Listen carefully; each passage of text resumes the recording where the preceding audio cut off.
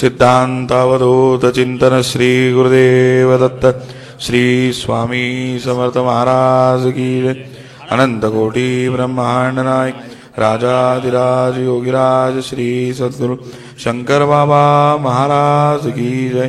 गुरुदेव दत्त गुरुदेव दत्त गुरुदेव दत्त। नर्मदा मैया की जय। नर्मदे हर नर्मदे हर हर नर्मदे हर हर हर। नर्मदे हर। नर्मदा मैया सद्गुरु श्री शंकर महाराज आणि आमचे प्रेरणास्थान आणि मातृतुल्य सौ प्रतिभा चितळे आणि श्री सुधीर चितळे यांचं स्मरण करून आपणा सगळ्यांना नमस्कार करून नर्मदेहर म्हणून आजच्या नर्मदा मैयाच्या या कार्यक्रमाला आपण सुरुवात करूयात। या देहाला धनंजय नाईक असं संबोधले जातं। हा देह संपूर्णपणे महाराजांना आणि मैयाला अर्पित करायची आमची इच्छा आहे। त्यांना आम्हाला स्वीकारायचं नाही स्वीकारायचं मागे एका कार्यक्रमामध्ये विषय झालेला होता। हा तर परिक्रमा म्हणजे काय, परिक्रमा का करायची, कशासाठी करायची, परिक्रमा केल्यामुळं काय होतं आणि परिक्रमा करून आल्यावरती पुढे काय करायचं, ह्या सगळ्या गोष्टीचा उहापोह पुढच्या तासाभरामध्ये करायची जबाबदारी शंकर महाराज समितीने माझ्याकडे दिलेली आहे। तर तो मी माझ्या लेवल बेस्टनी प्रयत्न करतो। मी तुमच्या आणि महाराजांच्या विनंतीला मी सार्थ ठरावा अशी माझी अपेक्षा आहे। नर्मदा मैया ही भगवान महादेव शंकरांची कन्या। भगवान शंकर अमरकंटक ह्या भागामध्ये तपश्चर्या करत असताना त्यांच्या स्वेदातून म्हणजे त्यांच्या घामातून जी निर्माण झाली ती नर्मदा मैया। आणि तो घाम म्हणजे हा द्रवरूप आहे त्यामुळे ती प्रवाही आहे। नर्मदा मैयाच्या या सगळ्या गोष्टी आपल्याकडे हळूहळू हळूहळू उलगडत जातील। तपश्चर्यातून निर्माण झालेली आहे आणि भारतामध्ये दोन भूमी ह्या खूप महत्त्वाच्या आहेत। एक हिमालय जो आहे हा देवभूमी आहे आणि नर्मदा तट जो आहे हा तपोभूमी आहे। बाकी स्थानिक जी काही आहेत ती तीर्थक्षेत्र आहेत किंवा देवालय आहेत, मानवाने स्थापन केलेले आहेत ते आहे। काही स्वयंभू निर्माण झालेली ती क्षेत्र त्याप्रमाणे आहेत ते। परंतु नर्मदा मैयाची परिक्रमा का करायची, कशासाठी करायची, का तर ती तपभूमी आहे। संपूर्ण पृथ्वी तलावरती खूप कमी तपभूमी आहेत, त्यापैकी नर्मदा मैयाची एवढ्या लांबीची सगळ्यात मोठी तपभूमी हीच आहे। नर्मदा मैयाची तुम्हाला मी थोडीशी भौगोलिक माहिती सांगतो सुरुवातीला। नर्मदा मैयाचा उगम जो आहे माईकी बगीचा अनूपपूर जिल्ह्याच्या शेजारी नुकतंच छत्तीसगड राज्यामध्ये माईकी बगीच्याचा समावेश झालेला आहे। अमरकंटक हे जे क्षेत्र आहे हे मध्य प्रदेशमधल्या अनूपपूर जिल्ह्यामध्ये येते। वास्तविक माईकी बगीचा हा अगदी बॉर्डरवरचा भाग आहे आणि तो येतो आहे छत्तीसगड राज्यामध्ये। नर्मदा मैया जी आहे ही प्रवाही आहे, ती अमरकंटक या ठिकाणावर माईकी बगीच्यातनं तिचा उगम पावतो। अमरकंटक ह्या ठिकाणावरून ती पुढे तिचं मंदिर स्थापना केलेली आहे, तो प्रवाह आपल्याला दिसतो आणि तिथनं पुढे ती मध्य प्रदेश, गुजरात आणि महाराष्ट्राचा 148 किलोमीटर नंदुरबार जिल्हा, ह्या नंदुरबार जिल्ह्यामध्ये विंध्याचल पर्वत आणि सातपुडा पर्वतातनं नर्मदा मैया वाहते। अशा प्रकारे भारताच्या जे काही राज्य आहेत त्याच्यातल्या 4 राज्यातनं नर्मदा मैया सगळ्या प्रदेशाला सुजलाम सुफलाम करत जाते। नर्मदा मैयाची भौगोलिकदृष्ट्या उंची जर बघितली तर ती 1065 मीटरवरती आहे। समुद्र सपाटीपासून 1065 या मीटरच्या हाईटवरती तिचा उगम पावलेला असतो आणि तिची लांबी जर बघितली, मैयाच्या प्रवाहाची जर मध्यरेषा जर काढत गेली तर ती 1313 किलोमीटर अशी होती। आणि जेव्हा आपण परिक्रमा करतो ती दोन्ही तटांवरनं करतो, त्यामुळं मैयाचा आपल्याला सहवास जो मिळतो हा 2626 किलोमीटर होतो. याला जिओग्राफिकल सर्वेचाही आधार आहे आणि आमचे आदर्श आणि प्रेरणास्थान श्री सुधीर चितळे यांनी केलेल्या अभ्यासाचा बी आहे. नर्मदा मैया अमरकंटकला उगम पावते आणि अरबी समुद्राला मिळते ती भडोच या ठिकाणी गुजरात राज्यामध्ये. नर्मदा मैया ही आपल्याला परिक्रमा करत असताना ज्यावेळी आपण भडोच या ठिकाणी जातो त्यानंतर आपल्याला मग परिक्रमेतल्या पायी माणसाने कसं करायचं, पलीकडचं तट परिवर्तन करायचं असतं, तर त्यावेळी आपल्याला बोटीतून जायचं असतं. मग बोटीतून जातो. पुढे मी तुम्हाला नियम सांगणार की नर्मदा मैया परिक्रमेमध्ये ओलांडायची नसते. तर मग समुद्र ओलांडायचा, मग त्यावेळी नर्मदा मैया ओलांडली जाते का, तर नाही जाती.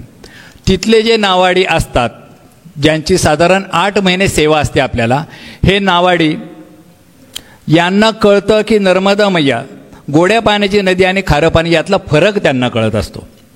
याच्यामुळं ते बोटीतून जिथं नदीचं रूपांतर पूर्णपणे समुद्रामध्ये झालेलं असतं अशा ठिकाणी ते आपल्याला बोटीतून नेतात आणि तट परिवर्तन करतात. हा तट परिवर्तन साधारण प्रवास जो होतो त्याचा हा 4 तासाचा असू शकतो. त्याची वेळ काळ पक्की नसती. तिथल्या नावाड्यांना, तिथल्या स्थानिक लोकांना तिथल्या ग्रहयोग आणि आहोटी आणि भरती या प्रकारावरती त्यांना नर्मदा मैयाची ओहोटी केव्हा होणार आहे, भरती केव्हा होणार या प्रकारे तिथनं नावा सुटत असतात. अशा प्रकारे करत असताना परिक्रमेला आपण तट परिवर्तन करून पुन्हा गुजरात राज्यामध्ये भडोच जिल्ह्यामध्ये आपण पलीकडच्या तटावरती पोहोचत असतो. नर्मदा मैयाची परिक्रमा करत असताना आपल्याला काय काय मिळतं. सगळ्यात महत्त्वाचं आपल्याला निसर्ग बघता येतो. सध्याच्या जगामध्ये जर सगळ्यात चांगलं पाहिलं तुम्हाला काय आवडतं, पर्यटनाला आवडतं, मग निसर्ग बघता येतो. निसर्ग बघताबरोबर त्याचबरोबर दुसरं अजून काय होतं तर संस्कृती आपल्याला अभ्यासता येते. मग हे सगळं करत असताना तुमच्या काही दिवसांनी तुम्ही स्वतःला सगळं विसरून जायला सुरुवात होती. मग तुम्हाला मिळतं काय त्यावेळी, तर तुमच्या धर्मावरचा, ज्या धर्मामध्ये तुमचा जन्म झालेला आहे. बहुतेक सगळे आपण जन्मतः हिंदू आहोत आणि या धर्माबद्दलचा आपला अभिमान वाढायला सुरुवात होती. मानवतेबद्दल आपला अभिमान वाढायला सुरुवात होती. अशा प्रकारे आपण परिक्रमेमध्ये असतो. हे सगळं करत असताना मग मनामध्ये प्रश्न येतो की नर्मदा परिक्रमा कशी करायची. त्यासाठी सुरुवातीला कोणीतरी केली असेल की नाही परिक्रमा, तर जी परिक्रमा केली ती मार्कंडेय ऋषींनी केली. आज आपल्याकडे आयडॉल जर नर्मदा परिक्रमेमधलं कोण असेल किंवा ज्यांचा काही मागे इतिहास झाला जातो, वेद पुराणामध्ये सांगितलं जातं, ते मार्कंडेय ऋषींच्या बद्दल सांगितलं जातं. या ऋषींनी ते अल्पजीवी होते. ते अल्पजीवी असताना त्यांना असं सांगितलं की बाबा तू शंकराची जर तपश्चर्या केली तर तुझं आयुष्यमान वाढू शकतं. आणि त्या सगळ्या या प्रकारामध्ये त्यांना नर्मदा मैयाची परिक्रमा करता म्हणजे तुला शंकराचं सानिध्य मिळत जाईल. कारण नर्मदा मैया जेव्हा आपल्यासाठी प्रवाहित झाली त्यावेळी तिने शंकर म्हणजे आपल्या पित्याकडनं वरदान मिळवलेलं आहे की माझ्या प्रत्येक कणामध्ये, माझ्या प्रत्येक कंकरमध्ये शंकराचं अस्तित्व असलं पाहिजे. त्यामुळं नर्मदेचा साधा कुठलाही कण जरी आपण आणला दगडमातीचा आणि तिथलं दगडगोटे जरी आणला तरी तो आपल्या देवघरामध्ये, आपल्या मंदिरांमध्ये स्थापन करण्यासाठी कुठलाही विधी करण्याची गरज नाही. का तर तो स्वयंस्थापित आहे. हे नर्मदा मैया त्या मिळवलेल्या वरदानाचा तुम्हाला सगळ्यांना फायदा मिळतो त्यात. तर मार्कंडेय ऋषींनी परिक्रमा करायचं ठरवल्यावरती नर्मदा मैयाची परिक्रमा करायची, मग कुठलीही नदी ओलांडायची नाही असे त्यांना सांगितले गेलं. तर त्यांनी परिक्रमेला सुरुवात केली आणि त्यांना वाटेमध्ये आजच्या आकड्यामध्ये जे काही सांगितलं जातं ते 999 नद्या मिळाल्या आणि हे प्रत्येक नदीच्या उगमापर्यंत पोचले आणि तिथनं पुढं नंतर मुख्य प्रवाहाच्या जवळ आले. असे 99 नद्या, 999 नद्या आणि बाकीचे सगळे हे सगळं करत असताना मूळ नर्मदा मैयाची परिक्रमा त्यांना पूर्ण करायला 27 वर्षांचा कालावधी लागला. अशी त्यांची आजच्यापर्यंत आपल्या सगळ्या लोकांच्या समोर आलेली सर्वात मोठी असलेली परिक्रमा आहे. मग त्याच्यानंतर जे काय आमच्या परिक्रमेच्या दरम्यान आम्हाला जाणवलं, काही व्यक्ती साधू संत महात्मा ऋषी मुनी गृहस्थीसुद्धा 12-12 वर्ष परिक्रमेमध्ये आहेत. मग ते एवढे दिवस एकाच ठिकाणी थांबून असतात का किंवा खूप दररोज 10च पावलं चालतात का? तर तसं नाही आहे. नर्मदा मैयाच्या काही ठिकाणांवरती तुम्हाला तिथं महत्त्व आहे की या ठिकाणी तुम्ही इतके दिवस थांबायला पाहिजे, पोथी पुराण वाचन करायला पाहिजे. असं सगळं करत असताना तरीही आपल्याकडे अवधी कमी पडतो. पूर्वी जंगल होती, सुविधा नव्हत्या, त्यानंतर पठणांमध्ये त्यांच्या आचरणामध्ये भरपूर वेळ जायचा. आता तसा अवधी आपल्याकडे कमी राहिलेला आहे. मग या ज्या लोक 12 वर्ष परिक्रमा करत असतात ते काय करतात, तर एक परिक्रमा पूर्ण झाली की लगेच त्याला जोडून दुसरी परिक्रमा केली जाते. म्हणजे जसं आज आपल्या माहितीप्रमाणे जगन्नाथजी कुंटेंनी परिक्रमा सुरू केलेल्या होत्या, त्यांनी लागोपाठ 3 परिक्रमा केलेल्या असं माझ्या ज्ञानामध्ये आहे. तर अशी परिक्रमा करणारे. त्याच्यानंतर मग छोटा स्पॅन जर बघितला तर 3 वर्षे 3 महिने 13 दिवस अशी परिक्रमा केली जाते, ज्याला आजच्या काळामध्ये आपण मोठी परिक्रमा असे म्हटली जातं. मग ही चातुर्मास याच्यामध्ये येतात. ते चातुर्मास आपल्याला करावे लागतात. हे चातुर्मास करत असताना देवशयनी एकादशी ते देव उठायनी एकादशी या कालावधीला आपण चातुर्मास असा मानली जातो. हा चातुर्मास मानताना परिक्रमा बंद असते. का बंद असते, तर आपण प्रवाही जलाची, प्रवाही नदीची, प्रवाही पाण्याची परिक्रमा करत असतो आणि या कालावधीमध्ये बहुतेक पावसाळ्याचे दिवस असतात. त्यामुळे आपले पूर्वसुरी जे आहेत, आपले जे आदर्श आहेत, आपल्याला ज्यांनी मार्ग दाखवलेला आहे, ह्या सगळ्यांनी आपल्याला सांगितलं की तुमची सुरक्षासुद्धा आम्हाला तेवढीच महत्त्वाची आहे. त्यामुळे सुरक्षेचे नियम आपल्याला जर त्यामध्ये घालून दिलेले आहेत आणि कदाचित या सगळ्या प्रकारामध्ये रोगराईचं वातावरणही असू शकतं. त्यामुळे तुम्ही एका जागेवरती थांबा, ध्यानधारणा करा, तपश्चर्या करा आणि तुमचं आरोग्य सांभाळून परिक्रमेमध्ये राहा. म्हणून चातुर्मास हा प्रकार आला असेल असं माझं वैयक्तिक मत आहे. मग याच्यानंतर जे काही लोक परिक्रमा करतात 3 वर्षे 3 महिने, त्यानंतर माझ्या चितळे माईने परिक्रमा केली 1 वर्षे 3 महिने 13 दिवसाची केली. अशा परिक्रमा करत असताना आजच्या काळामध्ये ज्यांच्याकडे अवधी कमी आहे असे लोक त्यांना जसं जमल त्याप्रमाणे त्यांच्या सोयीप्रमाणे परिक्रमा करत राहतात. मग परिक्रमेच्या कालावधीसाठी खूप काही महत्त्व दिलं गेलं असं नाही आहे, परंतु तुम्ही परिक्रमा करा. नर्मदा मैयाच्या तटावरती स्वतःला न्या, त्या तपोभूमीमध्ये न्या. सुरुवातीला जे तुमचं वाहतं पाणी आहे, ह्या पाण्याचं नंतर नर्मदा नदी, नर्मदा नदीनंतर नर्मदा देवी, नर्मदा देवीनंतर नर्मदा मैया, अशा स्थित्यंतर होत राहतं. प्रवाही पाण्याचं मैया, मैया म्हणजे आई, याच्यामध्ये ज्यावेळी आपल्याला रूपांतर होतं त्यावेळी आपली नर्मदा मैयाबरोबर एकरूपता झालेली असते. आणि हे मी आमच्या परिक्रमेतल्या अनुभवावरनं सांगतो आहे. हे मला कुणी पठवलेलं आहे किंवा वाचनातनं घेतलेलं असं नाही आहे. सुरुवातीला आम्ही सुद्धा परिक्रमा करत असताना आम्हाला असं जाणवलं की आपल्याला इथं अन्न, वस्त्र, निवारा ह्या सगळ्या गोष्टी शिकवलेल्या आहेत. शाळेत 2री 3री पासूनच शिकवलेलं आहे. मराठी मीडियममध्ये होतं आम्ही. माणसाच्या महत्त्वाच्या गरजा काय, तर अन्न, वस्त्र आणि निवारा.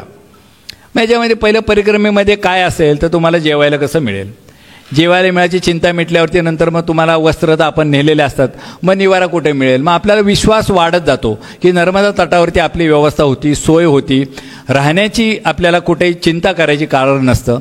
आणि काही दिवसांनी आपल्याला नंतर जाणवतं की मी काहीही नाही केलं तरी माझ्या बाबतीत सगळ्या गोष्टी माझ्या मनाप्रमाणे होतात. आणि जेव्हा माझ्या मनाप्रमाणे होणार नाही त्यावेळी असा त्याचा आपण अर्थ घ्यायचा असतो की ही माझी परीक्षा आहे. असं सगळं करत असताना परिक्रमेमध्ये आपण करायची आहे. पायी परिक्रमा करताना पहिली सर्वात आमचा आग्रहाचं अनुभवातनं सांगणं आहे की पायी परिक्रमा करावी. मग पायी परिक्रमा करायचे प्रकार काय आहेत किंवा मार्ग कसा आहे, तर पायी परिक्रमा संपूर्ण मैयाच्या किनाऱ्याने करावी अशी अपेक्षा आहे. मैयाच्या किनाऱ्याने म्हणजे प्रवाही पाण्याच्या बरोबरनं तुम्ही चालावं. स्थानिक लोक आपल्याला खूप मदत करतात आपली परिक्रमा होण्यामध्ये. आज या मंचाच्या डाव्या बाजूला नर्मदा तटावरनं काही आपल्यासाठी खास आपल्या आश्रमातली मंडळी आलेली आहेत. या लोकांच्या सहकार्यामुळे आपली परिक्रमा होत असते. हे आपली व्यवस्था करतात, आपल्याला मार्गदर्शन करत असतात. काय अडलं नडलं प्रत्येक गोष्टीची मदत करायचा त्यांच्या पात्रतेप्रमाणे आपल्याला प्रयत्नपूर्वक ते मदत करत असतात त्यात ते. मग काही जण मैया किनाऱ्याने परिक्रमा करतात. मग मैया किनाऱ्याने मला खूप अवघड जाते, जमणार नाही आहे का, तर मैया किनाऱ्याने थोडे काटे असू शकतात, चिखल असू शकतं, हिरवळ असू शकते, दगडधोंडे असू शकतात. मग यातला दुसरा मार्ग काय काढायचा, तर बाबा अर्ध किनाऱ्याने आणि अर्ध मैयाच्या रस्त्याने करायचं. मैयाच्या रस्त्याला सुद्धा एक महत्त्व आहे. नर्मदा मैया तिच्या 2 तट आहेत. दक्षिण तटाला म्हटली जातं पितृतट आणि उत्तर तटाला म्हटली जातं देवतट. याच्यासुद्धा लांबी ठरलेल्या आहेत. पितृतटावरती तुमची लांबी आहे 21 किलोमीटरपर्यंत. नर्मदा मैया ज्यावेळी ती तिच्या पूर्ण आवेशामध्ये होते. नर्मदा मैयाबद्दल अजून एक विशेष सांगतो की नर्मदा मैया ही चिरंजीव आहे. ती आत्तापर्यंत प्रत्येक कल्पामध्ये आहे, इथनं पुढच्या प्रत्येक कल्पामध्ये ती राहणार आहे. अशी एकमात्र पृथ्वीवरती नदी असणारे. कितीही प्रलय येऊ देत, सर्व पृथ्वी जलमय होऊ देत, परंतु नर्मदा मैयाचा गोड पाण्याचा प्रवाह जो माणसाला पिण्यासाठी असतो हा कायमस्वरूपी आपल्याबरोबर राहणार आहे. अशा ह्या नर्मदा मैयाला तिच्या दक्षिण तटावरती 21 किलोमीटरपर्यंत तिच्या तटापासून तुम्ही चाललात तर, आणि उत्तर तटावरती 7 किलोमीटरपर्यंत तुम्ही चाललात तर ती परिक्रमेच्याच मार्गात आहे किंवा मैया किनाऱ्याने आहे असं गृहीत धरली जातं. वास्तविक ज्या देवतेची आपण तपश्चर्या करायला गेलेलो आहोत, या शहरातनं, या प्रपंचातनं, या कुटुंबातनं, नोकरी धंद्यातनं ज्यावेळी आपण तिथे गेलेलो आहोत त्यावेळी प्रत्यक्ष दर्शन आपल्याला खूप गरजेचं वाटतं.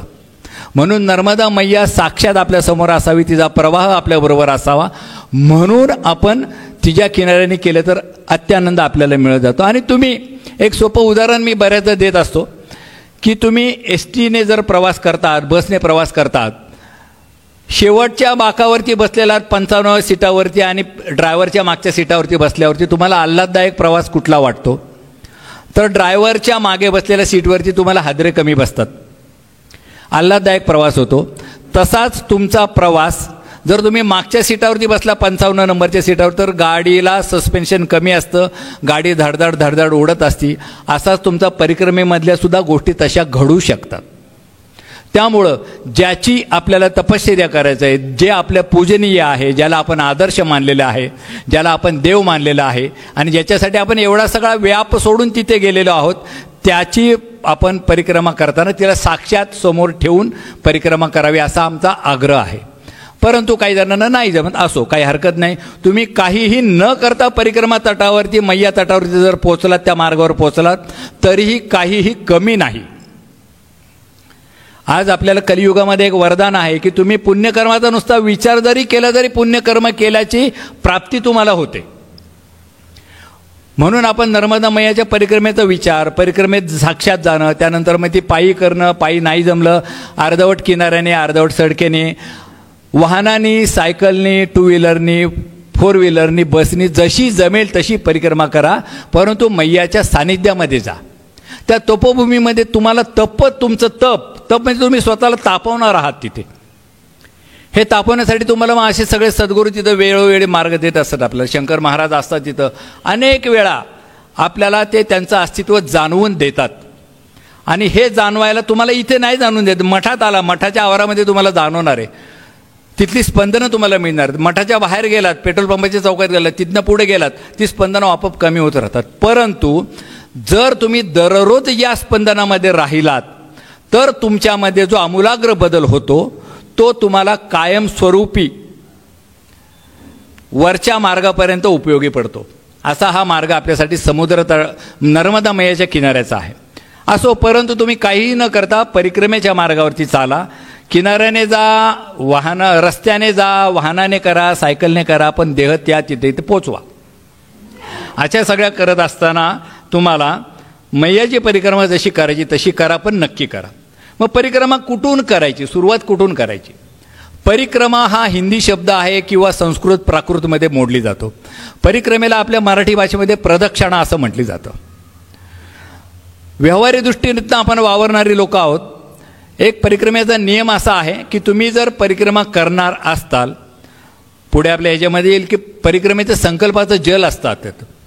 ते संकल्पाचं जल जे आपण घेतलेलं असतं ते तुम्ही परिक्रमेचा संकल्प कुठनंही घ्या, ते अर्पण करायला तुम्हाला ओंकारेश्वर ह्या ठिकाणी यावं लागतं. तिथं ओंकारेश्वराला आणि ऋणमुक्तेश्वराच्या ऋणामध्ये आपण असतो. आपली परिक्रमा यशस्वी व्हावी, त्याचं पाठबळ आपल्याला मिळावं म्हणून ऋणमुक्तेश्वर आपली काळजी घेतो. त्याला सगळं जल आपण अर्पण करायचं आहे. बघा, नर्मदा मैया ही जी आहे आपल्याला वरदायिनी आहे, परंतु ती आपल्याला वैराग्य देणारी आहे, वैराग्यदायिनी आहे. म्हणजे जल आपण संपूर्ण परिक्रमेमध्ये आणलेलं वापरलेलं आहे, आपल्याबरोबर ठेवलेलं आहे, आपल्या हृदयापाशी ठेवलेलं आहे. असं जलसुद्धा आपण आपल्या घरी आणायचं नाही आहे. निस्पृहता आली पाहिजे आपल्याला. तुम्हाला वैराग्य आलं पाहिजे. हे वैराग्य तुम्ही तिथंच त्याचं लक्षण म्हणजे तुम्ही जे 4.5, 5, 6 महिने 3 वर्ष जे काय असेल, जे स्वतःच्या बरोबर उराशी बाळगलेलं आहे ते सगळं तिथेच सोडून यायचं. वैराग्याचा सगळ्यात महत्त्वाचा धडा आपल्याला तिथं येताना मिळालेला जातो.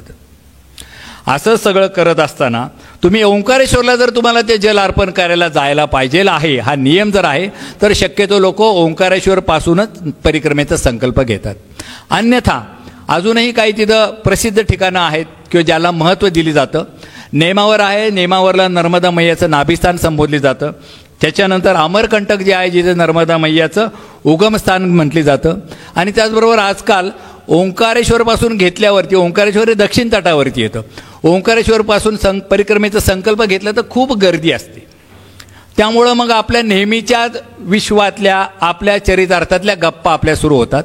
मग त्यापेक्षा थोडासा वेगळा मार्ग काय जर आपल्याला काढायचा असेल तर तो आपण कमी गर्दीतनं जावं, माझं तपश्चर्या वाढावी अशा हिशोबाने जायचं असेल तर उत्तर तटावरनं खेडीघाटवरनं परिक्रमेचा संकल्प घेण्याची प्रथा आता सुरू झालेली आहे. खेडीघाटला श्रीराम महाराजांचा आश्रम आहे आणि अनेक वेगवेगळ्या ठिकाणावरनं तिथं आहे. मग तिथनं तुम्ही जे काय परिक्रमेला सुरुवात करता ते तुम्ही अमरकंटककडे जाता. ओंकारेश्वरवरनं जर तुम्ही परिक्रमेचा संकल्प घेतला तर तुम्ही पहिलं समुद्राकडे जाता. आता ह्या दिशा का ठरलेल्या आहेत तर आपण आपल्या देवाला प्रदक्षिणा करत असताना देव, दैवत, आईवडील ज्यांना आपल्याला पूजनीय आहेत असे सगळे आपल्या उजव्या हाताला ठेवतो आणि मग त्यांना प्रदक्षिणा करतो. म्हणून नर्मदा मैयाचा आपल्याला उजव्या हाताला तिचा प्रवाह ठेवायचा आहे, आपल्या उजव्या हाताला ठेवायचा आणि आपण ती परिक्रमा करायची. म्हणून ह्या दिशा बदलत जातात त्यात. मग अमरकंटकडे तुम्ही गेलात तर खेडीघाट आणि याच्या व्यतिरिक्त खेडीघाटला परिक्रमेचा संकल्प घेतला जातो. आणि स्थानिक लोक जी आहेत ही त्यांच्या गावातनं त्यांच्या गावातल्या तटावरनं किंवा तिथल्या मंदिरातनं परिक्रमेचा संकल्प घेतात. प्रदक्षिणा म्हणजे काय, तुम्ही देवाच्या समोरनं देवाला प्रदक्षिणेला सुरुवात करता. ज्या ठिकाणावरून जाऊन आलात त्या ठिकाणी परत आला म्हणजे तुमची एक फेरी पूर्ण झाली, एक प्रदक्षिणा पूर्ण झाली. म्हणून नर्मदा मैयाला मध्य किंवा मागे किंवा पुढे असं काही भाग नाही. जिथनं तुम्ही सुरू करताल त्या ठिकाणावरती परत येणं म्हणजे तुमची प्रदक्षिणा किंवा परिक्रमा पूर्ण झाली असं म्हणतात. आणि मग त्या संकल्पाचं जल जे आहे ते तुम्हाला तिथे ओंकारेश्वराला अर्पण करायला न्यायचं. मग तुमच्या संकल्पाची पूर्तता झाली. आता संकल्प मी म्हणतो, संकल्प म्हणजे काय करायचं. संकल्प म्हणजे तुम्ही नर्मदा मैयाच्या तटावरती बसायचं आहे, तिथल्या मंदिरामध्ये बसायचं आहे. जे कोण गुरुजी असतील त्यांच्याकडनं संकल्प घेतला तरी चालेल, नाही घेतला तरी चालेल. तुमचा स्वयंसंकल्प करा. त्याच्यामध्ये तुम्ही हातामध्ये नर्मदा मैयाचं जल घ्यायचं आहे आणि तिला सांगायचं की मैया, मी तुझी परिक्रमा करायला निघालेलो आहे, तू परिक्रमा माझ्याकडनं करून घे, ही विनंती करायची. अर्ज द्यायचा आहे तिच्याकडे, ॲप्लिकेशन द्यायचं आहे की मी तुझ्या परिक्रमेला निघालेलो आहे. मग त्यावेळी परिक्रमेचे अनेक प्रकार, संकल्पाचे प्रकार अनेक आहेत. मग मी परिक्रमा कशी करणार आहे, पायी करणार आहे, रस्त्याने करणार आहे, अर्धवट रस्त्याने करणार आहे, सायकलने करणार आहे, 2 व्हीलरने करणार आहे, कारने करणार आहे, बसने करणार आहे, 3 वर्षाची करणार आहे का 4 वर्षाची करणार आहे का आणखी काही जशी जमल तशी करणार आहे, हा संकल्पामध्ये सांगायचं असतं आपल्याला. आणि हे सगळं करत असताना मग संकल्पातला अजून एक भाग येतो आपल्याला की संकल्प करताना तुम्ही पैसा अडका बाळगणार आहात का. संकल्पातला हा एक भाग आहे. संकल्प म्हणजे तुम्ही स्वतःला किती तापवायचं हे जे ठरवणार आहात तो भाग आहे की मी अनवाणी परिक्रमा करेल. अनवाणी म्हणजे पायामध्ये मी चप्पल वापरणार नाही, हा तुमचा संकल्प. त्याला तुम्ही जागलं पाहिजे. संकल्प तुम्ही करता, नर्मदा मैया करत नाही. तुमच्या संकल्पाला तुम्हीच जागणं हे तुमचं कर्म आहे, तुमचं कर्तव्य आहे आणि ते आपण पार पाडायला पाहिजे. मग हे पार पाडण्यासाठी आपल्याला जे पाठबळ देतात ते हे सगळे महाराज मंडळी असतात. शंकर महाराज असतात, कोणाचे स्वामी समर्थ असतील, कोणाचे जंगली महाराज असतील किंवा आणि आपले कुलदैवत असतील, आपले आईवडील असतील, यांच्या सगळ्यांची आपल्याला नेहमी मदत होत असते. आणि संकटकाळी किंवा अशा आपल्या परीक्षेच्या वेळी आपल्याला कोण मदत करतं, आपण कोणाचा धावा केल्यावरती येतं तर ते आपल्याला मदत करणार आहेत हे गृहीत धरायचं. म्हणजे आपली परिक्रमेमधल्या बाधा कमी होतात. आपली कर्म आपल्याला वाढून येणारच आहेत.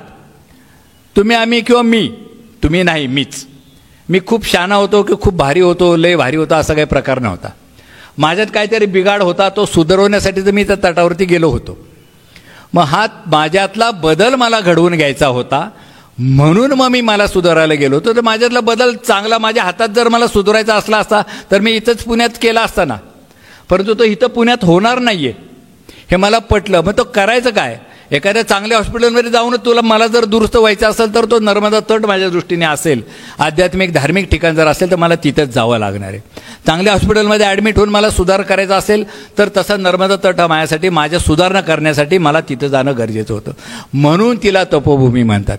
आणि जी तपोभूमी का आहे तर त्या ठिकाणी सर्व देवी देवतांनी युद्ध असो, तपश्चर्या असो, त्यानंतर साधना असो, त्यांचं पूर्तता जी काही केलेली आहे ती त्या नर्मदा तटावरती नर्मदेच्या सानिध्यामध्ये केलेली आहे. प्रायश्चित्तसुद्धा तिथेच केलेलं आहे. नर्मदा तटावरती रामाने तपश्चर्या केलेली आहे, लक्ष्मणाने केलेली आहे, हनुमंताने केलेली आहे, रावणाने केलेली, मेघनाथाने केलेली, श्रीकृष्णाने केलेली, अशा सगळ्या देवी देवतांनी तिथं तपश्चर्या केलेली आहे. असं म्हटली जातं की तिथं 64 लाख मंदिरं होती. कालौघात ही आता अस्तित्वात नाही आहेत. 64,000 जरी मंदिरं आपल्याला बघायला मिळाली तरी आपण जिंकलो असं म्हणूयात. हा आपल्या संस्कृतीचा होत चाललेला ऱ्हास आहे. आणि आपल्याला आपली संस्कृती आपले विदेशातनं लोक येऊन शिकवतात, याच्यापेक्षा दुर्दैव कुठलं नाही आहे. आपण खूप सुधारणावादी आहोत, धर्माकडं लक्ष तेवढं नाही आहेत. प्रत्येक वेळी माझ्या मुलांना सुद्धा मला समजावून सांगताना चॅलेंज करतात ते, मला तुम्ही मला हे प्रूव्ह करून द्या. प्रत्येक गोष्टी नाही मला साध्य करता येत, नाही त्यांना तेवढा मला समजावून सांगतायत. परंतु एक मी त्यांना नक्की सांगतो की जसा जसा टाईम किलिंग होत जाईल तसं या गोष्टीबद्दल तुम्हाला दृढ विश्वास आपोआप निर्माण होईल. फक्त तुम्ही सश्रद्ध राहा. असं करत असताना आपल्याला परिक्रमेचे अनेक प्रकार असतात. ह्या प्रकारामध्ये तुम्ही पैसा अडका बाळगणार का नाही बाळगणार? शक्यतो ऋषीमुनी पैशांना शिवतच नाहीत तिथे. त्यांचा त्या नर्मदा मैयावरती पूर्ण विश्वास असतो. मला काहीही अडचण येणार नाही, आली तरीही माझी नर्मदा मैया माझं सगळं भागवणार आहे. मग तुम्ही जेव्हा परिक्रमा करता तेव्हा परिक्रमेच्या संकल्पामध्ये मला जर कोणी आयतं दिलं तरच मी खाईल, संकल्पाचा भाग आहे बरं का हा एक. माझं मी स्वतःच बनवून खाईल. मला कोणी समोर ताटामध्ये आणून दिलं तेव्हाच मी जेवण करेल, नाहीतर मग सांगोपांगीचा संकल्प असतो, जसं जमेल तसं.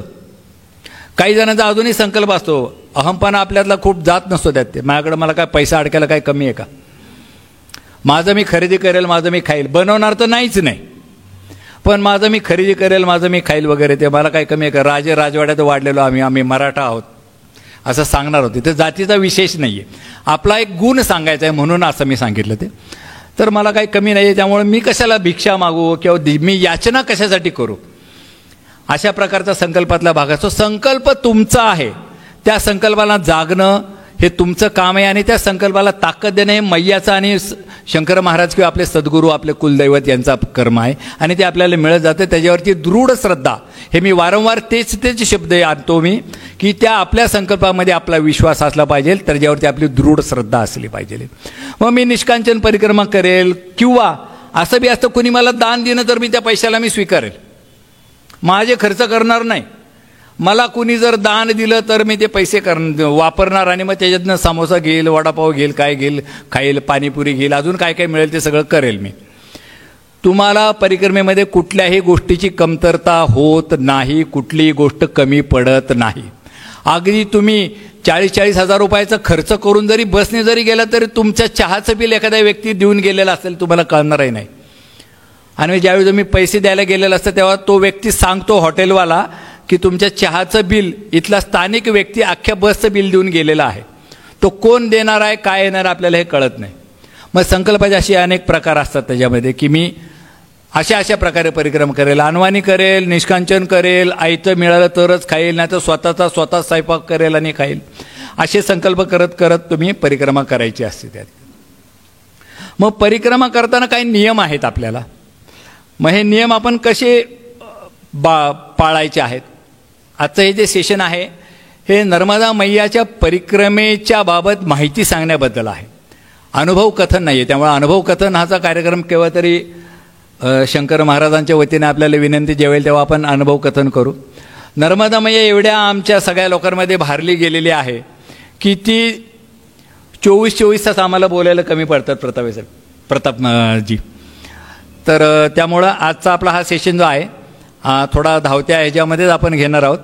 तर याच्यामध्ये परिक्रमेचे काही नियम आहेत. परिक्रमेला पहिला सगळ्यात महत्त्वाचा पेहराव आहे. तुम्ही देहाने जाणार आहात, मग परिक्रमेमध्ये तुम्ही पहिला सजवलंही पाहिजे स्वतःला. तर पांढरी वस्त्र जी आहेत ती आपण परिधान करणं आपल्याला अपेक्षित आहे. मग याच्यामध्ये वस्त्र म्हणजे टाय सूट आणि बूट आणि कोट असं घालायचं का, पांढऱ्या रंगाचं घालेल तर तो शक्यतो घालू नये. आपल्या सोयीसाठी, आपल्याला ओळखण्यासाठी, आपल्या धर्माच्या आचरणानुसार आपलं वातावरण असणं गरजेचं आहे. म्हणून आपल्याला पांढरी कपडे, श्वेत वर्णाचे कपडे आपण घालावेत. कॉटनचे घातले जास्त चांगलं, अन्यथा तुम्हाला ज्या दर्जाचे कपडे घालायचे ते घाला, पण पांढऱ्या रंगाचे असावेत असं आहे. पुरुषांनी एक ऋषीमुनींच्या तत्वामध्ये आहे की तुम्हाला चालण्यामध्ये अडचणी येऊ नयेत म्हणून तुम्ही लुंगीसारखा वेश परिधान करावा. काष्टा असा पुरुषांनी घालू नये, म्हणजे धोतर घालू नये असं म्हटली जातं. आणि याचा अनुभव आम्हाला पहिल्या दिवशी जे मी सांगतो तुम्हाला की तुमचे सद्गुरू तुम्हाला मदत करतात, तुमचे नर्मदा मैया तुम्हाला माहिती देते. आमच्या परिक्रमेमध्ये सुद्धा पहिल्या दिवशी मी इथनं शहरातनं गेलेलो, पायजमे नेले होते 2 पांढरे शुभ्र पायजमे, नवीन पायजमे. पहिल्या दिवशी एक साधू तपश्चर्याला बसला होता. त्यांनी मला विचारलं, बाबा जी आप परिक्रमा कर रहे हो? हाँ जी. लंबी परिक्रमा कर रहे हो? हाँ जी. त्याचा चेहरा तसा अजून उग्र होत गेला. तो आपका ये जो पहराव है ना, ये लंबी परिक्रमा के हिसाब से है नहीं. मैंने बोला क्या गलत है इसमें भैया, हमने तो सफ़ेद वस्त्र पहन लिए है. बिल्कुल सही है, आप सफ़ेद तो पहना है, आधा ही काम किया है सही, तो आधा क्या गलत है मेरा. तर त्यांनी मला सांगितलं की हा पायजमा तुमच्या 2 पायामध्ये डिवायडेशन आलेलं आहे, ते नको आहे. धोत्रांनी तुम्हाला काष्टा येतो, पायजम्याने काष्टा येतो, डिवायडेशन येतो. तर तुम्ही लुंगीसारखं गुडघ्याच्या खाली, पांढऱ्या वस्त्राचे लुंगीसारखं गुडघ्याच्या खाली असे तुम्ही वस्त्र परिधान करणं. आणि त्याच्यानंतर त्याच्यावरती बंडी, बनियन, कोपरी, नेहरू शर्ट आणि जे तुम्हाला योग्य वाटेल असा पुरुषांचा पेहरावा असावा. महिलांनी भारतीय परिवेश घालावा. भारतीय परिवेशामध्ये पंजाबी ड्रेस मोडली जातो. माझ्या चितळे मैयांनी तसं केलं, त्यामुळे माझ्या बायकोने माझ्या परिक्रमेमध्ये सुद्धा तसेच वस्त्र परिधान केले होते आणि आता बऱ्याच ठिकाणी करतात. तर ती पांढरी वस्त्रच घालावी. पांढरी वस्त्र घालल्यावरती काय होतं माहिती आहे का, ती परिधान केल्यावरती आपल्याला आपली एक स्वच्छ राहण्याची पुन्हा काळजी निर्माण होते.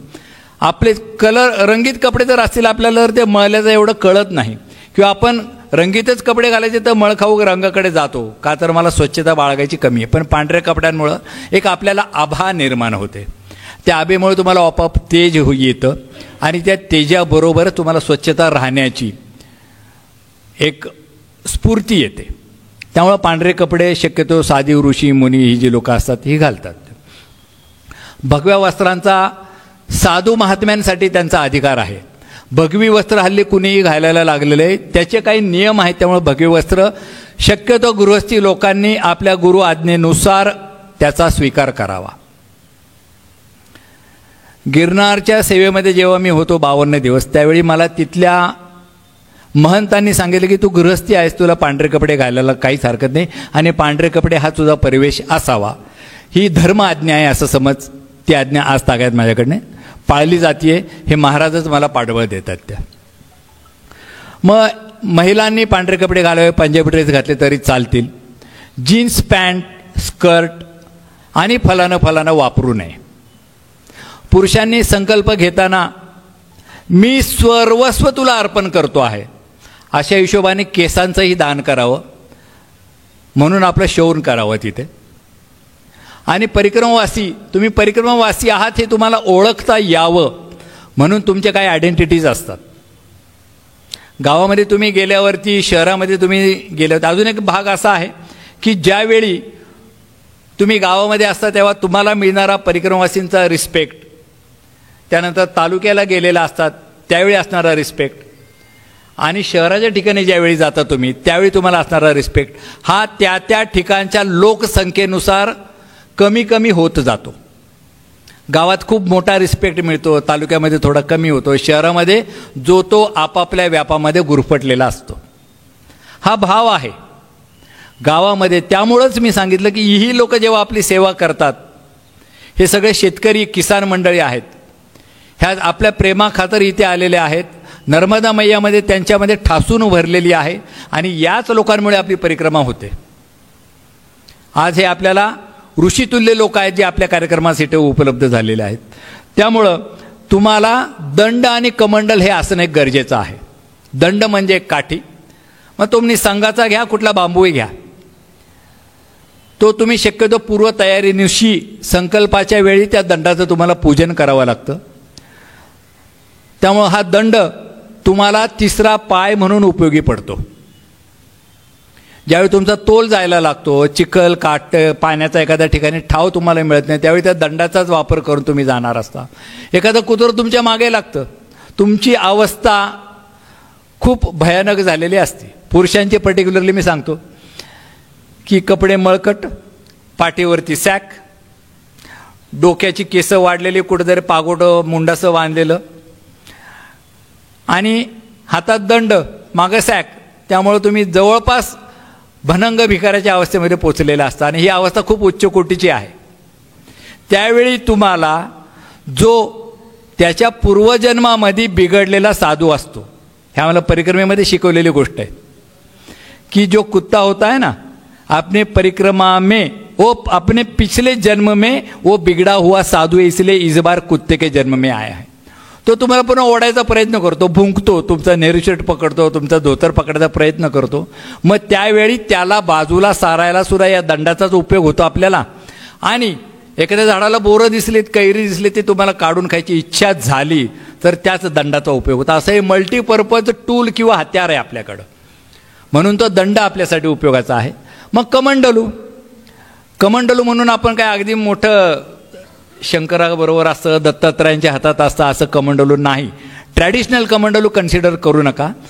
कडीचा स्टीलचा डबा, ज्याला हल्ली कमंडलू असं संबोधली जातं, आणि तेही पुन्हा मल्टीपर्पज टूल आहे. सगळ्यात महत्त्वाचा त्याचा फायदा काय असतो, तुमच्या वेशावरनं अवेशावरनं तुम्हाला ओळखली जातं की तुम्ही परिक्रमासी आहात. ज्यांना नर्मदा मैयाला जाता येत नाही त्यांना माहिती असतं की याच्या कमंडलूमध्ये नर्मदा मैयाचं जल असणार आहे. असा व्यक्ती सांगतो, बाबाजी आम्ही थोडासा मैया दे दो ना आम्ही. तो याचना करतो आणि याचकाची परिक्रमेमध्ये याचना पूर्ण करायला आपल्याला मिळणं याच्यापेक्षा भाग्य आपलं काही नाही आहे. म्हणून आपण तो तीर्थ जे घेतो ते आपण त्या कमंडलूतलं देतो. याचबरोबर तुम्हाला जर असं वाटलं की आता आपल्याला चहा करायचा आहे, काहीतरी करायचं आहे, साधनं नाही, तुमचा संसार सगळा तुमच्या पाठीवरती, किती बिराड विंचाचं बिराड पाठीवर, तुम्हाला जेवढं झेपल तेवढं तुम्ही न्या. आता अनेक जण मला नंतर प्रश्नोत्तरामध्ये विचारतील, हे नेऊ का, ते नेऊ का, ते नेऊ का.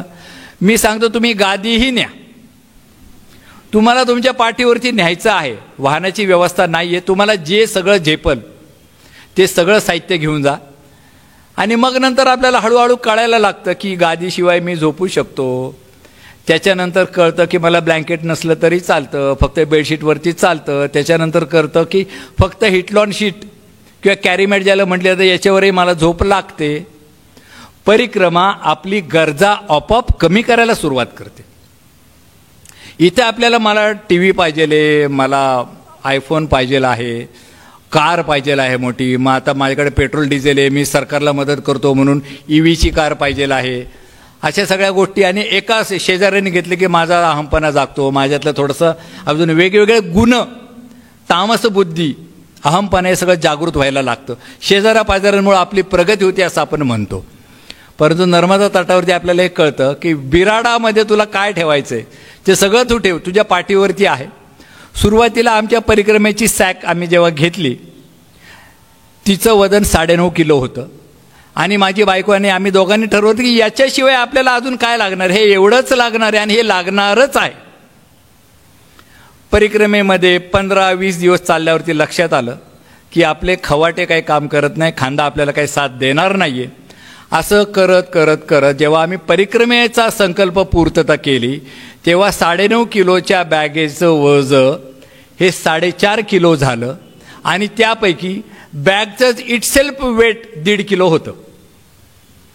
3 किलोच्या साहित्यामध्ये आम्ही पुढचे 2.5 महिने व्यवस्थित आमचा कालावधी व्यतीत करू शकलो. हे आमच्यासाठी कमी गरजांमध्ये जगायचं सगळ्यात मोठं लेसन आम्हाला तिथं नर्मदा मैयाने दिलं. नाही तर इथं आपण नुसतं संचय करत राहतो. नर्मदा परिक्रमा आपल्याला शिकते की तुम्ही संचय करू नका, कशाचा, वस्तूंचा. मग त्याचबरोबर माणसांचाही संचय करू नका. त्यासाठी मी सांगितलं की उत्तर तटावर परिक्रमेचा संकल्प करतात. आज आपण कोणी भेटला, हां काय तुमचं नाव, काय तुमचा नंबर मला सांगा, मी तुम्हाला फोन करेल. निम्मेजण तर फोन करतच नसतात, तरी त्यांचाही संचय होतो आपल्यात. आणि मग काय होतं, ह्यांनी मेमरी हँग होती आपली, बिनकामाची हँग होती. म्हणजे कधीतरी आपण डिलीट करायला जातो त्यात. ते एका वेळेला बसतो, ते आठवतही नाही कुठल्या व्यक्तीने आपल्याला कॉल नंबर हा कुठला, असं सगळं करतो. त्यामुळे संचय तुम्हाला जेवढा पाहिजे तेवढाच संचय करा, ही नर्मदा मैया आपल्याला शिकवती. मग संकल्पाला तुम्हाला जलाची कुपी घ्यायची, जी आपल्याला काही वेळा काय होतं की नर्मदा मैया अतिशय धोकादायक परिस्थितीमध्ये असते किंवा तिथनं आपण चालू शकत नाही. त्यामुळे नर्मदा मैयाच्या बाजूने आपल्याला जावं लागतं. किंवा काही ठिकाणी सरकारी नियम आहेत की या नियमानुसार तुम्ही नर्मदा मैयाच्या किंवा त्या धरणाच्या जवळ जाऊ शकत नाही. त्यावेळी नर्मदा मैयाचा आपल्याला दुरावा निर्माण होतो. मग आपण संकल्पाचं जलाची कुपी आपल्याबरोबर घेतलेली असते, जी पहिल्या दिवशी आपण पूजन करून गुरुजी देतात किंवा आपण भरून घेतलेली असते. ती आपल्या छातीपाशी, हृदयापाशी उजव्या बाजूला आपण ठेवलेली असते. ती रोज पूजन करताना संध्याकाळी आपण सायम आरती करणार असो, त्याच्यामध्ये त्या बाटलीचं झाकण उघडायचं आहे. म्हणजे ती प्रज्वलित, जसं आपण मठामध्ये इथं ऊद दाखवतो म्हणजे अग्नी साक्षात प्रज्वलित करतो आणि त्यातनं सुगंध पसरवतो, तसं तिची स्पंदनं आपल्याला पुन्हा डायरेक्ट मिळायला सुरुवात होतात. म्हणून ती बाटली आपण उघडायची, तिचं झाकण उघडायचं, पूजन करायचं, तिचा दुरावा दूर करायचा मैयाचा, आणि मग पुन्हा ते झाकण लावायचं. आणि ती मैया परत जेव्हा आपण चालायला लागतो तेव्हा आपल्या छातीपाशी ठेवायची. म्हणजे आईला माझ्या हृदयापाशी, माझ्या देवतेला, माझ्या इष्ट देवतेला मी माझ्या हृदयापाशी ठेवलेले, असं त्यातनं आपला भाव निर्माण असतो आणि तो सार्थ आहे. मग हे सगळं करताना आपण काय करायचं परिक्रमेमध्ये, ती जलाची बाटली ठेवली आहे. मग आपल्या इष्ट देवतांचा आपल्याला फोटो असेल, पूजा साहित्य असेल, गुरूंचा फोटो असेल, ते आपल्याबरोबर ठेवायचं. परिक्रमेमध्ये असताना जितक्या एकादशी येतील तितक्या एकादशींचं व्रत उपवास रूपी आपण करावं, असं एक म्हटली जातं. त्याला आमिष असं आहे की तुम्ही जेवढ्या परिक्रमेमध्ये एकादशी करताल तेवढं तुम्हाला आमिष असं आहे की तेवढ्या परिक्रमांचं फळ तुमच्या पदरी पडणार आहे, असं सांगितलेलं आहे. म्हणजे आम्हाला साधारण 4.5 महिन्याची आमची परिक्रमा झाली, त्याच्यामध्ये 9 एकादशी झाल्या. सुदैवाने महाराजांच्या आशीर्वादाने आम्ही असं सांगतो की माझा परिक्रमेचा बॅलन्स किती आहे, तर 9 परिक्रमा. का, त्याला आधार काय, तर 4.5 महिन्यांमध्ये 9 एकादशी आल्या. त्यामुळं माझ्या 9 परिक्रमा ह्या, आणि 10वी मी जी केली ती, अशा परिक्रमेचा आपल्याला संचय तिथं होत राहतो. संचय कशाचा करायचा, माणसांचा करू नका, पुण्यकर्माचा करा, सत्कर्माचा करा, याचा आपल्याला फायदा होतो. त्यात चालताना काय करायचं, आपण फोन करायचा का घरी, काय बबडी कशी आहे, ह्याला ताप आला का, तो शाळेत गेला का, ह्याचा चेक वटला का, काहीही गरज नाही. जगामध्ये तुमच्या वाचून काहीही अडत नाही. परिक्रमेमध्ये गेल्यावरती तुम्हाला पहिल्या 4-4.5 महिन्यांच्या नंतर जेव्हा तुम्ही परत येता तेव्हा जग सगळं आहे तसंच, घराची भिंत, घरातला फोटो आणि कदाचित धुराळासुद्धा ज्या जागेवर होता त्याच जागेवर आहे हे कळतं. आपण आपल्या स्वतःला खूप महत्त्व देतो की माझ्या वाचून माझ्या घराचं कसं होणार. रात्रीतनं डोळे मिटून जेव्हा मनुष्य जातो त्याच्यानंतर 13व्या दिवशी सगळं विसरून गेलेलं असतं. सगळे पाहुणे रावळे गोडधोड खाऊन तुमच्या नावाने विसर केलेला असतो. कुठंतरी आईलाच खूप वाईट वाटतं जगामध्ये. त्याच्यानंतर वाईट कुणाला वाटतं, तर पत्नीला वाटतं. मुलं बाळं त्या क्रमाने नंतर कमी होत जातात. त्यामुळं स्वतःला खूप महत्त्व देऊ नका तुम्ही. मग हे सगळं करत असताना ज्यावेळी तुम्ही गुरूंचा जप करा, नर्मदा मैयाचा मंत्र म्हणा, तुमचे रोज तुम्ही 10 माळा जपत असताल तर त्या माळा जपल्यावरती पुढं काय करणार, तुम्हाला सूर्योदय ते सूर्यास्त हा परिक्रमेतला नियम आहे. यावेळी तुम्ही चालायचं. सुरक्षेचा नियम आहे, अंधारात उगाच चालू नका. आपल्या महाराष्ट्रीयन मंडळींबद्दल खूप रोष आहे बरं का, नर्मदा तटावरती. याच्यावरती माझी एक यूट्यूब लिंक अन्वयजी बेंद्रेंनी इंटरव्ह्यू घेतलेला आहे, ती आहे नर्मदा परिक्रमेत असावे असे आपले वर्तन. चक्क मराठीत टाईप करा, तुम्हाला हे मिळेल. महाराष्ट्रीयन लोकांबद्दल प्रचंड रोष आहे. कदाचित इथनं पुढं आपण आपल्या वागण्यामध्ये जर सुधारणा नाही केली तर आश्रमातनं, सेवा केंद्रातनं किंवा धर्मशाळेतनं महाराष्ट्रीयन लोकांना हाताला धरून बाहेर काढलं जाण्याची परिस्थिती मागच्या 12 वर्षाच्या आमच्या अनुभवातनं आम्ही सांगतो आहोत. कदाचित यातले जे जाणारे असतील ते खूप चांगले वागले असतील, जे जाऊन आले असतील तेही चांगले वागले असतील. असं असेल तर खूप आनंदाची गोष्ट आहे. परंतु जे चांगले वागले नसतील त्यांनी त्यात सुधारणा करणं गरजेचं आहे. परिस्थिती खूप बिघडलेली. आपण परिक्रमा करतो आहोत, तिथल्या नियमाप्रमाणे स्वतः तुम्ही वागा. तुमचे नियम त्यांना दाखवू नका. आमच्या सेवा केंद्रामध्ये, आमच्या आश्रमामध्ये आम्ही बघितलेलं आहे. तुम्ही आता मला 15 मिनिटामध्ये जेवायला देणार आहात का, तर मी जेवायला थांबतो, नाहीतर मी पुढे चाललो. हा माझा मराठा सांगतो. का तर माझं शेड्यूल्ड आहे. आज मी 30 किलोमीटर जाणार आहे, 35 किलोमीटर जाणार. तुमच्याकडे 15 मिनटं का वाया घालू मी? 15 मिनटं. अरे हॉटेलमध्ये गेला तरी तुम्हाला डोसा द्यायला सुद्धा 20 मिनटं लागतात त्या माणसाला. तुम्ही मला 15 मिनटामध्ये जेवण देता. तुम्ही मला आधी कळवलं का मी येणार आहे वगैरे ते म्हणून? नाही कळवलेलं. आणि आलेल्या परिस्थितीनुसार, आलेल्या सेवकांच्या संख्येनुसार तिथं अन्नधान्याचा व्यय न होता जी सेवा करायची असती त्याच्यासाठी हा भाग असतो. मग सेवेमध्ये तुम्ही करत असताना तुम्हाला जेव्हा लोक मदत करतात, प्रत्येकाने अर्थसहाय्य दिलेलं असतं, कोणी धान्य दिलेलं असतं, कोणी अर्थसहाय्य केलेलं असतं. त्या प्रत्येक गोष्टीचा किंवा ह्या शेतकऱ्यांनी धान्य उगवलेलं असतं, त्या प्रत्येक कणाचा, प्रत्येक धान्याच्या दाण्याचा मान सन्मान तुम्हाला ठेवायला पाहिजे आहे. ते वाया जाऊ नये म्हणून ही काळजी करणं हे आपलं कर्म आहे, कर्तव्य आहे. त्यासाठी तुम्ही तिथे गेल्यावरती तुमचा वेळ द्या. तुमच्या मनाप्रमाणे आश्रम, धर्मशाळा तुम्हाला सेवा देतील हे बाळगू नका, ही अपेक्षा ठेवू नका. मग परिक्रमा करताना तुम्हाला ज्यावेळी संकल्प घेताल त्यावेळी कन्यापूजन करणे गरजेचं आहे.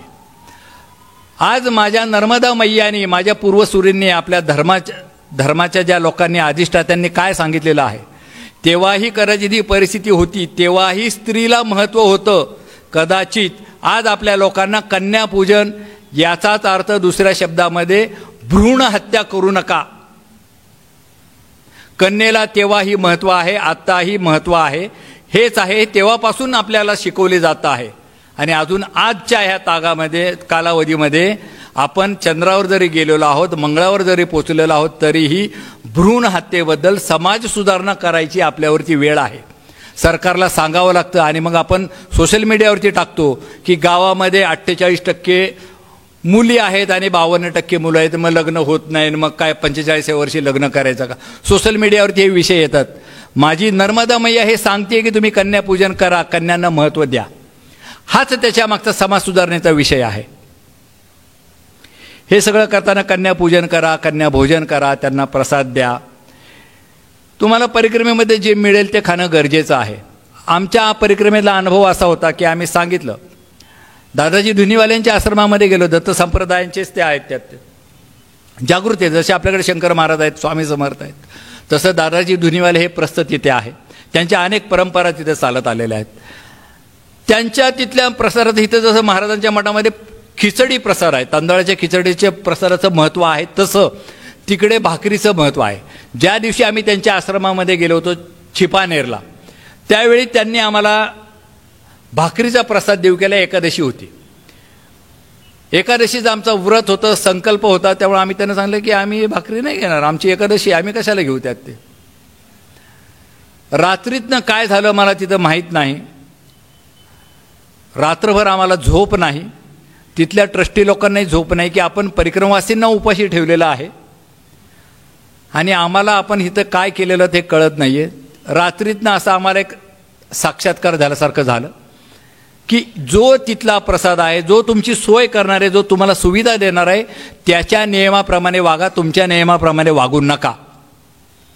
दुसऱ्या दिवशी आम्ही त्याच भाकरीची तिथे भिक्षा मागितली. तेव्हा त्यांनी त्या आम्हाला सांगितलं का जिरला ना तुमचा रात्रीतनं अहमपणा. तिथे आपल्याकडे उपवासाला कर्नाटकामध्ये तांदूळ चालतो असं म्हणतात,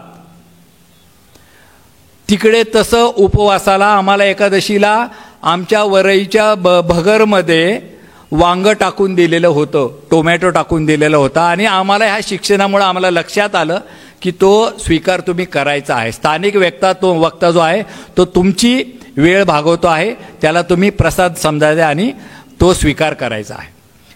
असं सगळं करत असताना तुम्ही जे मिळेल ते अन्न घ्यायचे आहे.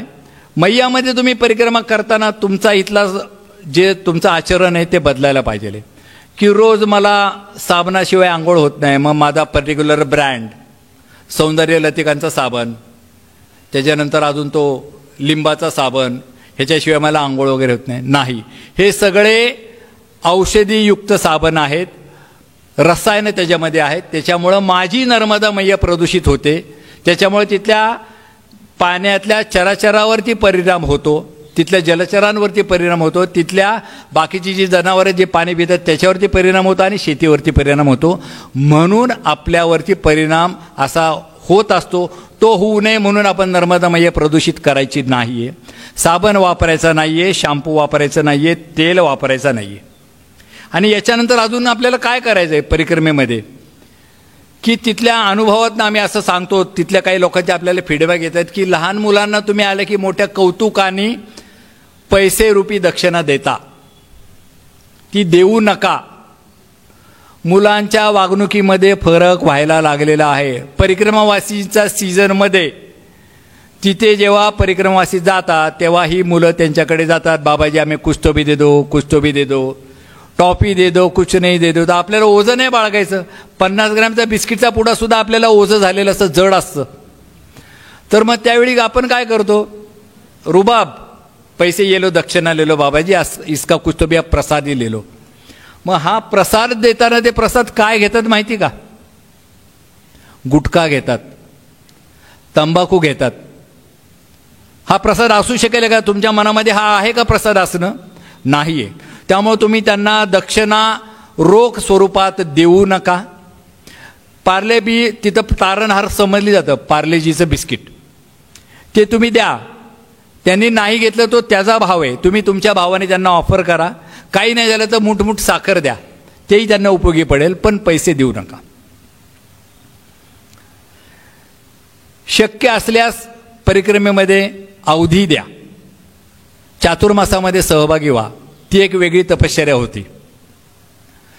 तुम्हाला पूर्वीच सांगितलंय मी की सूर्योदय ते सूर्यास्त सुरक्षेचा नियम आहे. त्यामुळे त्यावेळेला जेव्हा तुम्हाला अंधार पडलेला नाही आहे आणि व्यवस्थित ढळढळीत दिसतं अशा वेळी तुम्ही चाला. काटे आहेत, चिखल आहे, दगड आहे, त्यानंतर अजून काय राडारोडा आहे, सर्प आहेत, जलचर प्राणी आहेत, तिथे सरपडणारे प्राणी, त्यांच्यामुळे तुम्हाला धोका होऊ नये.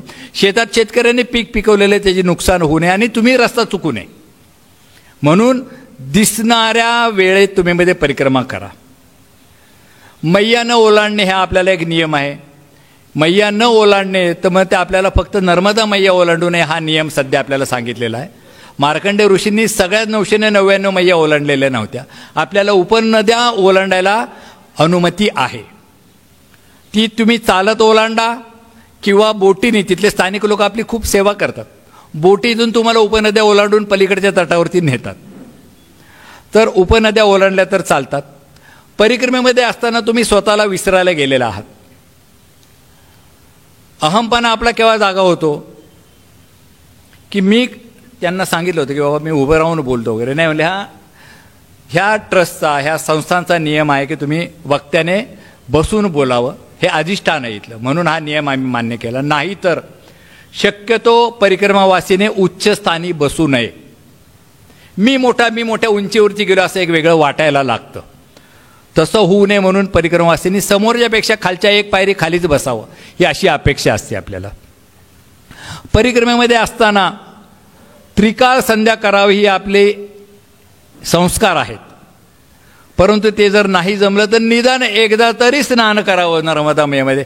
असेही काही महाभाग परिक्रमावासी आम्ही बघितलेले आहेत की आज नर्मदा मैयाच्या आंघोळीची गोळी, ज्याच्यासाठी तुम्ही इथनं सगळं सोडून हजारो किलोमीटर नर्मदा मैयाच्या लांबीला जाता आहात. त्यानंतर तिथं तुम्ही पोचल्यावरती तुमचा प्रपंच सोडलेला आहे, नोकरीतनं सुट्टी काढलेली, तिथं रोज हे मिळवायचंय तुम्हाला. तुमच्या गावामध्ये नाही आहे नर्मदा म्हणून तुम्ही तिकडे गेलेला आहात. तुमच्या इथे असल्यास तर तुम्ही रोज जाऊन केली असती ना आंघोळ. म्हणून तुम्ही शक्यतो नर्मदा मैयामध्ये निदान एकदा तरी स्नान करा. मोठ्या आवाजात न बोलणे ही एक अपेक्षा असते. परिक्रमेमध्ये आज महाराष्ट्रीयन लोक जी टार्गेट केली जातात ती याच्यामुळेच की त्याला 15 मिनिटंसुद्धा थांबायला वेळ नाही आहे. त्यामुळं जर तुम्ही परिक्रमेमध्ये एवढा प्रपंच सोडून जर जाणार आहात तर सोडा, अजून 10-15 दिवस जास्त वाढवा आणि सावकाशी चाला. ह्या सावकाश चालण्यामुळं प्रत्येक क्षणाला तुमचा जप वाढत जातो, तुमची तपश्चर्या वाढत जाते आणि जेवढं सानिध्य वाढतं. मगाचंच उदाहरण पुन्हा देतो की बस ड्रायव्हरच्या सानिध्यात गेला की तुम्हाला हादरे कमी बसतात. तसं मैयाच्या सानिध्यामध्ये राहा म्हणजे तुम्हाला तडा कमी जाईल. तो सुधारण्यासाठी तुम्हाला जर जायचं असेल तर तुम्ही तिथे जितका शक्य आहे तेवढा अवधी घाला, तो खर्च करा. मग आपल्याला आपल्या शहरामध्ये असताना वर्षभरामध्ये निदान एकदा तरी थंडी, ताप, सर्दी, खोकला येतो. नोकरी करणाऱ्या लोकांना असतो, व्यावसायिकांना असतो, गृहिणींना सुद्धा असतं. अशा वेळी आपण काय करतो? डॉक्टरकडे जातो, विश्रांती घ्या म्हणून डॉक्टर सांगतात, आपण विश्रांती घेतो. पण आपण काय करतो तिथे परिक्रमेत? गोळी घेणार आणि चालायला सुरुवात करणार, गोळी घेणार, चालायला सुरुवात करणार. तुम्ही तुमच्या शुद्धीकरणासाठी तिथे गेलेला आहात आणि तुम्हाला वमन होणे किंवा जुलाब होणे तुमचा शरीर शुद्धीतला एक भाग आहे. तो तिथं हमखास तुम्हाला तुमच्या परिक्रमेमध्ये एकदा तरी वाढून येणार आहे आणि तो आल्याशिवाय तुमच्या शरीराची शुद्धी होणार नाही. त्यामुळे त्या नर्मदा मैयाच्या पाण्याला दोष नाही द्यायचा तुम्ही. माझं रिन्सिंग होतं आहे हे गृहीत धरून तुम्ही त्या जागेवरती थांबा. आश्रमामध्ये निदान 3-3 दिवस तुम्हाला तुमचं कारण जर तुम्ही सत्य कथन केलं तर ते तुम्हाला निदान 3-3 दिवस थांबवतात.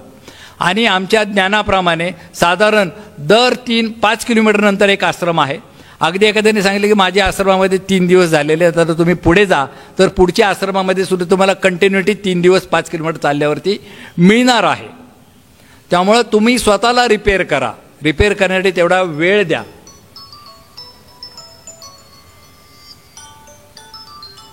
एक मिनिट. आनंदजी घाटपांडे, फेटेवाला व्यक्ती आलाय, संपर्क करा त्याशी.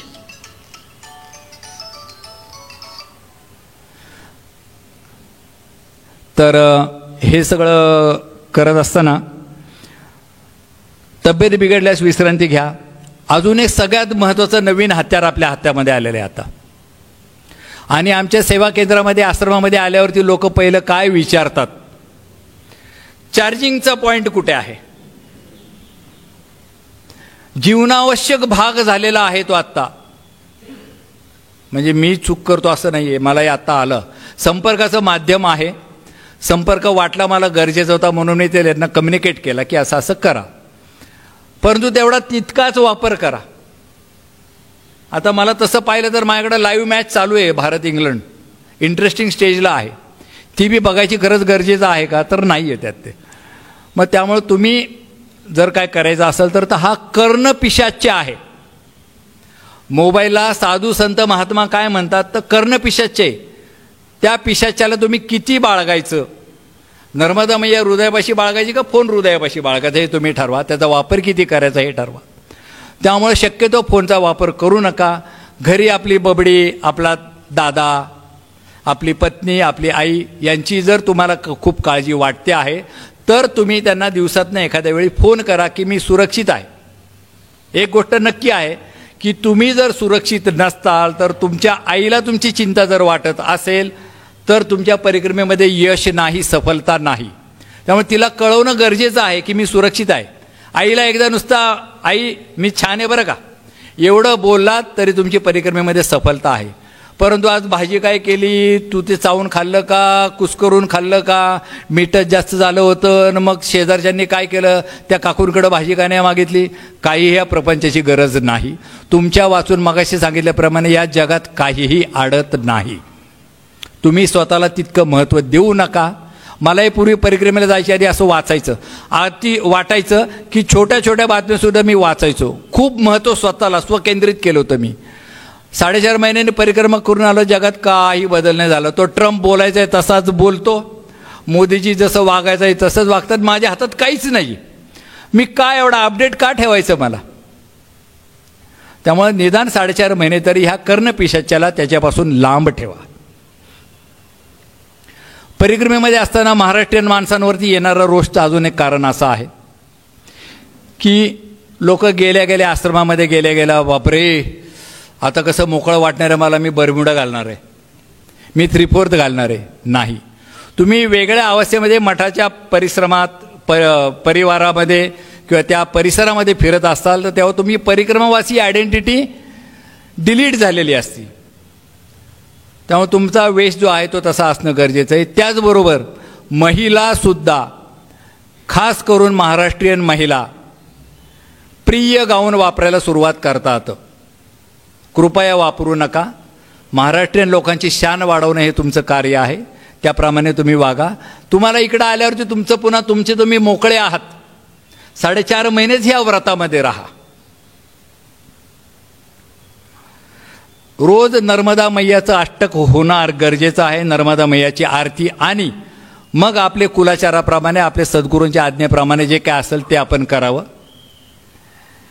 मैयामध्ये तुम्ही जाऊ नये, नर्मदा मैया ओलांडू नये. मग मैयामध्ये स्नान नाही करायचं का? मी आधी सांगितले रोज मैयामध्ये स्नान व्हायला पाहिजे. तुम्हाला एक सुरक्षेसाठी दररोज ह्या गोष्टी आपल्याला कळत आलेल्या असतात. त्याप्रमाणे आपण फक्त गुडघाभर पाण्यामध्ये जावं, जेणेकरून आपल्याला त्या नदीचा ठाव माहीत नसतो. पुढे किती खड्डा आहे, दगड आहे का, खडक आहे का, शेवाळा आहे.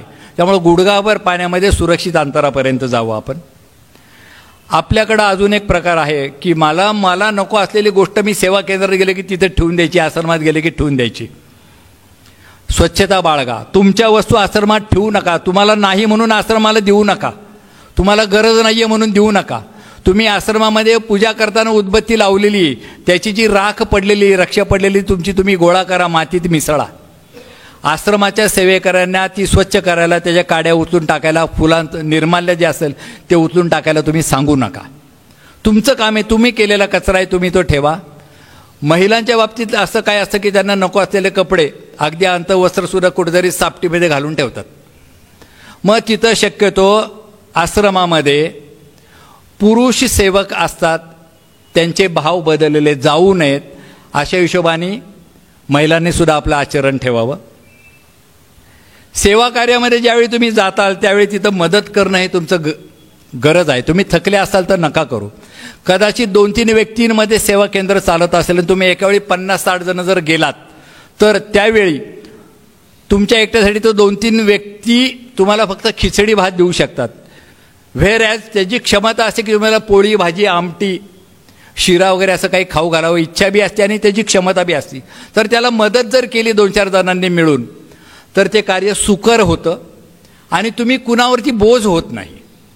आश्रमाच्या कार्यामध्ये मदत करतात, तुम्हाला सुद्धा स्वतःला एक चालना मिळते त्यात.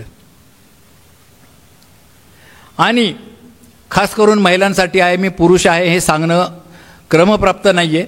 याच्यामध्ये खूप डिटेल जर तुम्हाला माहिती हवी असेल तर माझी पत्नी गायत्री इथं आलेली आहे, त्यांच्या शरीर धर्माबद्दल त्या माहिती त्यांना विचारू शकतात. परंतु जो काय आलेला अनुभव आहे त्या अनुभवाप्रमाणे तुम्ही जे काही फीडबॅक आम्हाला मिळालेले आहेत त्याप्रमाणे महिलांनी त्यांच्या शरीर धर्मामध्ये, हे बंद करून ठेवा जरा पुन्हा आनंदी, तर तुमच्या शरीर धर्माप्रमाणे मंदिराची, धर्मशाळेची, आश्रमाची स्वच्छता बाळगणं गरजेचं आहे. खूप वाईट फीडबॅक आपल्याला आलेले आहेत. मंदिराचा परिसर खूप अस्वच्छ केलेला आहे आणि सांगूनही महिला तशाच्या तशा पुढे गेलेल्या आहेत. अख्खं मंदिर लोकांना स्वच्छ करावं लागलेलं आहे. महिलांना कृपया करून ही विनंती आहे, तुम्ही सगळ्या गोष्टी तिथे सांगा. तुमची सगळी सोय होते, तुमची सगळी सोय होते तिथे. माझ्या पत्नीला तिच्या वयाच्या 45व्या वर्षी आम्ही परिक्रमेमध्ये होतो, पत्नीच्या वयाच्या 42व्या वर्षी तिला तिचे शरीर धर्माचे गुण काही आले तर त्यावेळी तिने आश्रमामध्ये सांगितलं. त्यावेळी आश्रमधाऱ्यांचे शब्द असे होते की ये सब कुछ है इसीलिए चराचर चलता है, चरितार्थ भी चलता है. त्यांनाही हे मान्य आहे, तुम्ही फक्त सांगा, लपवून ठेवू नका. तुमची सगळी सोय आई आई आई म्हणून तिथं केली जाते. ह्या गोष्टींची तुम्ही काळजी घ्या. परिक्रमा केल्याने आपल्याला काय मिळतं? जसं मी सांगितलं की तुम्हाला तुमच्या धर्मावरचा विश्वास दृढ होतो. परिक्रमेमध्ये आज आम्ही शहरातले लोक आहोत इथं, ह्या लोक त्यांचा कारभार सोडून इथे आलेले आहेत. शहरातले लोक पैसा पैसा पैसा पैसा करत राहतात. जगायला पैसेच लागत नाही, नर्मदा परिक्रमा शिकवते.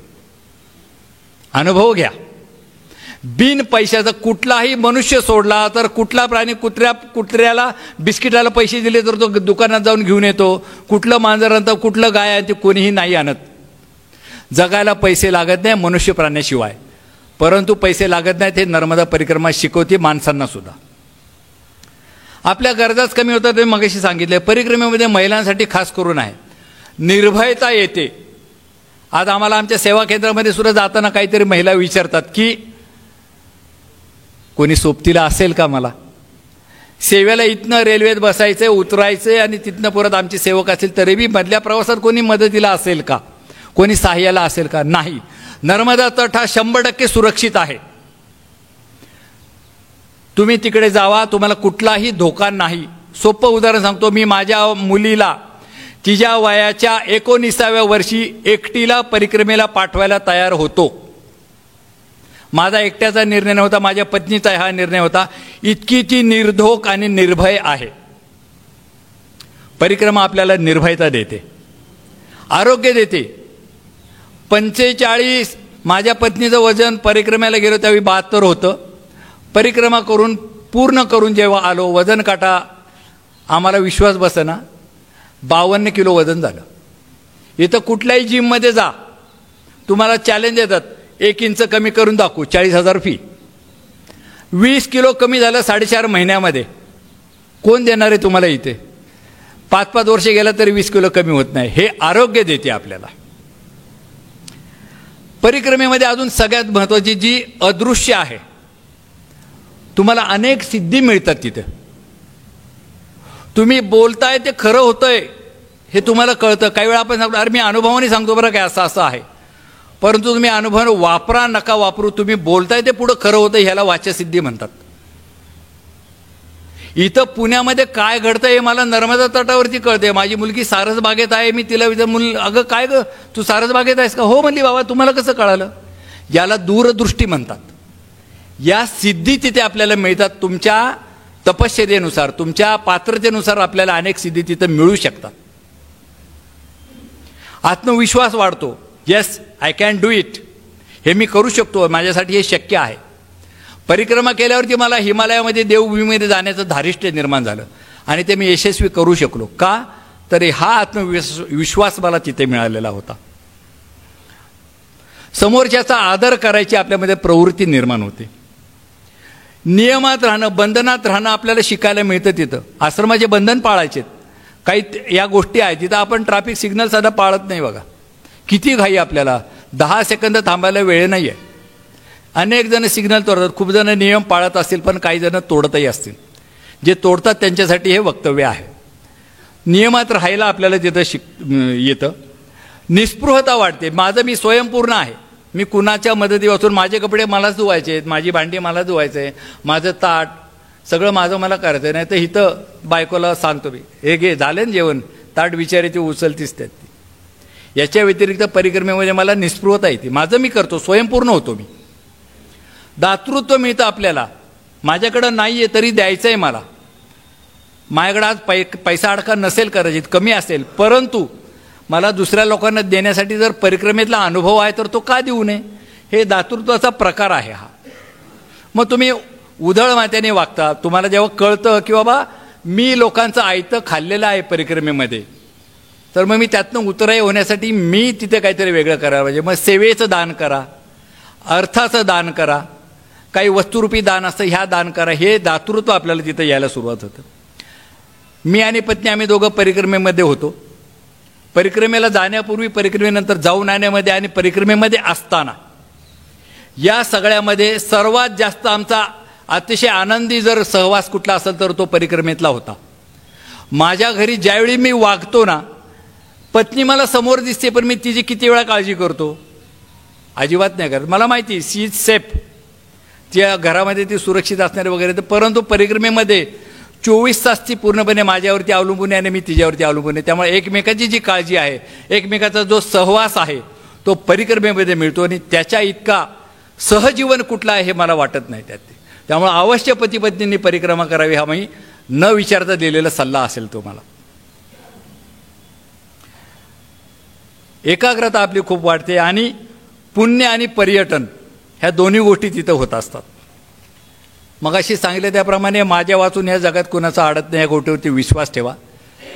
काही दिवसांनी आपल्या फोटोवरचा धुराळाही पुसली जात नाही, सत्य आहे. माझ्या घरातले अनुभव सांगतो मी. काही जण असे होते की आता मी सती जाणार आहे, आज ती त्या फोटोकडे बघतही नाही. सत्य परिस्थिती अनुभवातनं सांगतो आहे मी.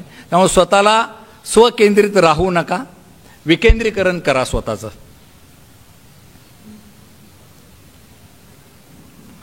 परिक्रमावासी म्हणून आपल्या सर्व अपेक्षा पूर्ण करण्याचा जो प्रयत्न असतो आपला, तो तुम्ही नक्की तिथं करायला पाहिजे.